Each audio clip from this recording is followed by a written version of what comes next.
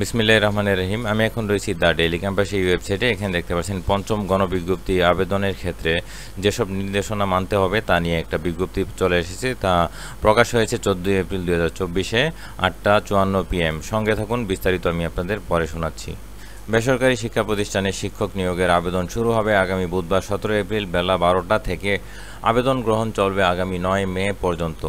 NTRCA জানিয়েছে, দেশের এমপিওভুক্ত school, college, মাদ্রাসা ও কারিগরি প্রতিষ্ঠানে 96,736টি শূন্য রয়েছে। এর মধ্যে বিভিন্ন এমপিওভুক্ত স্কুল কলেজের 43,286টি পদ এবং মাদ্রাসা ও কারিগরি শিক্ষা প্রতিষ্ঠানে 53,450টি পদ রয়েছে।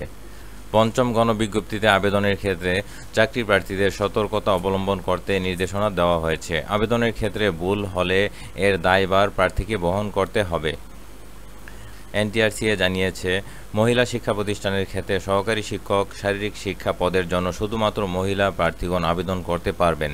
মহিলা শিক্ষা প্রতিষ্ঠানে পুরুষ প্রার্থীগণের আবেদন গ্রহণযোগ্য হবে না। প্রার্থী মিথ্যা তথ্য দিয়ে এ ধরনের প্রতিষ্ঠানে আবেদন করে নির্বাচিত হলে তার নির্বাচন বাতিল করা হবে। সহকারী শিক্ষক, ধর্ম ও নৈতিক শিক্ষা পদে চাকরির প্রত্যাশী আবেদনকারীকে অবশ্যই সে ধর্মের অনুসারী হতে হবে। মিথ্যা তথ্য দিয়ে আবেদন করলে নির্বাচন বাতিল করা হবে। অ্যাপ্লিকেশন ফর্ম পূরণের ক্ষেত্রে আবেদনকারীর নামের বানানসহ অন্যান্য তথ্যাদি নিবন্ধন সনদে বর্ণিত তথ্যের অনুরূপ হতে হবে। নামের বানান নিবন্ধন সনদের অনুরূপ না হলে তা ভুল বানান ব্যবহার করলে কম্পিউটার প্রসেসিংয়ে বিভ্রাট ঘটবে, যার দায় সংশ্লিষ্ট আবেদনকারীকে বহন করতে হবে। যে সকল পদের বিপরীতে ফিমেল কোটা প্রদর্শিত হবে সে সকল পদে শুধুমাত্র মহিলা প্রার্থীগণ আবেদন করবেন। অবশিষ্ট সকল পদে পুরুষ মহিলা উভয় প্রার্থী আবেদন করতে পারবেন। আবেদন ফরম পূরণের সময় প্রার্থী তার নিজস্ব মোবাইল নম্বর এবং সচল ইমেল নম্বর ব্যবহার করতে হবে, কারণ ফরমে উল্লেখিত ইমেল নম্বরের অনলাইনে পুলিশ ভেরিফিকেশন ফরম পূরণের ইউজার আইডি এবং পাসওয়ার্ড প্রেরণ করা হবে। নিয়োগ আবেদন অ্যাপ্লিকেশন ফর্মটি পূরণের ক্ষেত্রে যথাযথ সতর্কতা অবলম্বন করতে হবে। ফর্ম পূরণ শেষে একবার আবেদনপত্র সাবমিট হয়ে গেলে তা কোনোভাবেই সংশোধনের সুযোগ থাকবে না।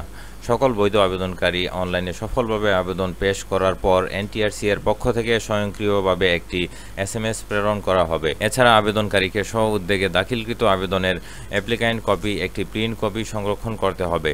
তো এই পর্যন্ত সংবাদটা ছিল। আর আপনারা যেভাবে আবেদন করবেন সেই নিয়ম নিয়ে আমি একটা ভিডিও তৈরি করব। চ্যানেলটি সাবস্ক্রাইব করে সঙ্গে থাকুন। আমি এখন বিদায় নিচ্ছি। আল্লাহ হাফেজ।